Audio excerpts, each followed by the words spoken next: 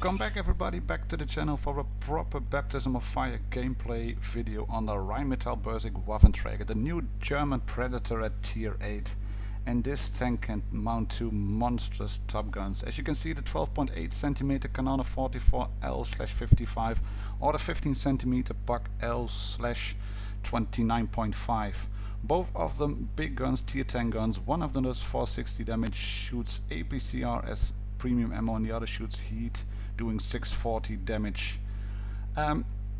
They are the big guns. The tank has no armor whatsoever. Any shot that will hit you will pen and will do damage. It's not very maneuverable. It goes quite well in a straight line. It traverses quite good, but only having a tier 5 engine doesn't do it any good.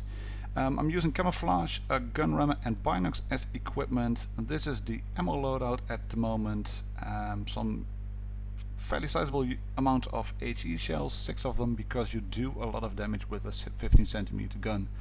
And from this aesthetic point of view, I love the detail Wargaming has given to the interior of the vehicle. You can see the shells, the seats for the gunner and the loader, and this is the business end of the Waffenträger. So without any further ado, let's go into the gameplay. We have 3 games as per usual. I've had some good feedback on the channel. We are well over 700 subscribers at the moment, and the recent videos have been very well received, doing over 6k of views with the top one, the preview of the Grill 15 line. And I speeded up the intro of the match where I'm just driving up the hill bump. From about this moment it's gonna be all in real time. Like I said, it's not a snapshot gun, but look at this shot going into the Pershing. It wasn't even fully aimed. You have big dispersion on the gun, but thank you gods of RNG for making that shot happen. Half of the health of that Pershing was gone. He has his tracks damaged now. I'm hoping to get another shot. Switching to HE should he be available, because it's cheaper. And there you can see the 2 icons at the bottom. If you wait for 3 seconds, those icons will pop up and they will show you if the camo and binocs are working at that moment. And they are now, because I'm having the tank stationary. I think that's one of the key features of this tank, having a fully traversable turret, and it's a very low slung tank, as you can see here. I'm staying behind the hill. No need for me to go forward against a Jagdpanther, against an IS-3, against even a Cheery, which can do a lot of burst damage in one clip. That would cripple me enormously. We do get a shot on that IS-3 in and back into cover, waiting to reload. We have popped adrenaline already. Trying HE on the Jagdpanther, that's no use. Switching back to AP and leaving just 191 on the IS-3. And even though we aren't very far into the game, this is how you have to play the game. Here we go, another snapshot on the Jagdpanther. Look at this. Hallelujah, gods of RNG, for being faithful to me tonight and making those shots happen. But like I said, this is how you have to play the tank. You have to be careful and patient. You will do a lot of damage if you hit a shell, even one of those HE shells. But in return I got a shot from that IS-3 in, and he took away a lot of health on me. He switched to HE as well. Does 900 damage, about that number, and I'm very much a one-shot to a lot of tanks in the game.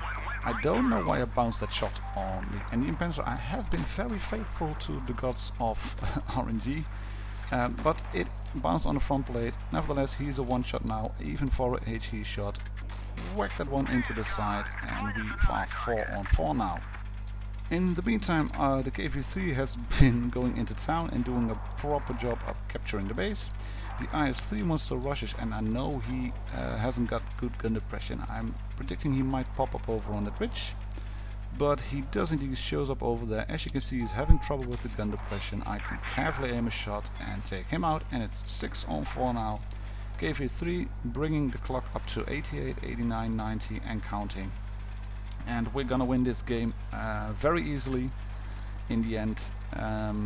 KV-3, he picks up a radar medal for capturing the base unspotted, and an invader medal for 80 points or more on the enemy base. So a very good game. I think I did 3.5, 3.6 damage, and because it was the new tank in town, masteries were easy to pick up. 3.8 damage, 1144 only for a mastery. Well done on top damage, but as you can see, it gave you 3 at the bottom. 0 damage done. I think he didn't even fire a shot, but as you can see in a second, he did get that Raider medal. Yep, Raider medal. Remain undetected throughout the battle. Well, thank you very much, Mr. KV3, for securing us the win. The next game takes us up on mines, and this is a much more open map, I think, than Middelburg. I would have wanted the other spawn really, but we'll try it from here. I'm taking a position over here at the back because I can shoot the entrance of the hill. And I'm hoping for some of the red mediums to pop up over there, or one of the heavies. And here are the first spots available: T44, IS3, but as you can see, no one is popping up on that entrance already, so they might flank through the lighthouse or town. But I'm useless over here. I want to get the gun to work, so off we go onto the lighthouse area and see if there are any shots available from that place. And even though I said you have to be patient in the tank, I think this line is also about reading the game, because any tank can pen you. I've seen screenshots on the official World of Tanks Blitz forum where someone used Armor Inspector and looked at the Grill 15, the top tier, the top 10, tier 10 tank destroyer of the line, and he used, I think, the perspective of one of the LOL tractors, the German tier 1 light tank, and even that tier 1 light tank with its 37mm gun could pen Grill 15 and do damage. You would have to fire a lot of shots, getting 1800 damage away, but that shows how very weakly armored these German tank destroyers are. And if you want to have a fighting chance, you have to be patient, but you have to pick your positions in the game as well. You have to move into a position, and to be successful you have to be able to put the gun to work. And 2 or 3 shots of this tier 10 gun that will hit, that will land on the enemy, will give you 1100 damage or more. So you will do your terms in damage to damage ratio of 1.0 very, very easily. Having said all that, we have moved up into the corner over here and we haven't even fired a single shot. But we have taken up a position where we can be successful. We can't shoot the Panther over there, there's still an IS-3 over there, so I'm not moving any closer towards him. I can shoot this IS-3 in a second. Camo net is up, binocs are up, wait a second, and there we go, that's the first kill of the game. Reverse back into cover just to get a bit more distance should we be spotted. There's no light bulb popping up, so we are not spotted. The IS-3, I can't shoot him there, he takes out RT-34, but we can shoot this IS-6 hopefully. He's behind the rock now, wait a bit. This shot derps on the side of the rock because it wasn't fully aimed, and it's a bit derpy, the gun. As said before, you have to let it shrink down completely the reticule. IS-6 again, moving forward a bit more, trying to use the binoculars to spot the entrance. Can we shoot the IS-6 top of the turret? Carefully aiming, no one available, but there's a Tiger P. So we take the shot, take him out 4 on 3, and it's not a big game in terms of damage, of being crucial in all the contributions, in being the one that secures the win. But all these one-shot tanks, if you can take them out, and there goes another derp shot on the IS-6. If you can take the easy kills out like this, it's a bit feasting on easy kills. But a kill is a kill, and any tank taken out of the red team brings you one closer to victory. And sometimes you get those cheeky matches where you can do just 1 or 2 shots on the enemy. Instead of having those 3.5, 4k, 5k damage games. And this one, the Waffenträger, it's not a very fast tank. I've driven the Grill as well. The Grill is marvelous in its speed. The Waffenträger isn't a fast one. It will get you around the battlefield. but it's not the fastest tank, so you have to take shots when available and use the opportunity. There you can see 12.71 damage for how many shots fired? 3 or 4? Yeah, 3 hits, 5 shots fired, only 3 hits, but 1200 damage, so that's a good turnout, about 400 average per shot. And that leads us nicely onto the last game, onto the new map, a very much 2.11 theme for this update. We end up on vineyards. I've of course driven around the map on the test server, having put a bit of recon into it. I know where to go, and I think I want to go into the town area.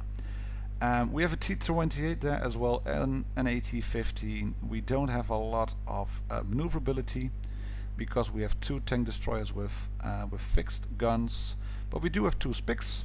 We have only 1 heavy, 1 medium, but we have a lot of firepower. So off we go into the town. I'm not using the roads into the corner, I'm using the outer edges. I'm asking the Spic to leave that plateau over there. He's very useless up there, no need for him to be there. And I'm trying to be useful and spot some targets. The T-44 is in the open, let the reticle shrink down, press the fire button, and off goes 712 of damage. Up next, Jagdpanther 2 hopefully.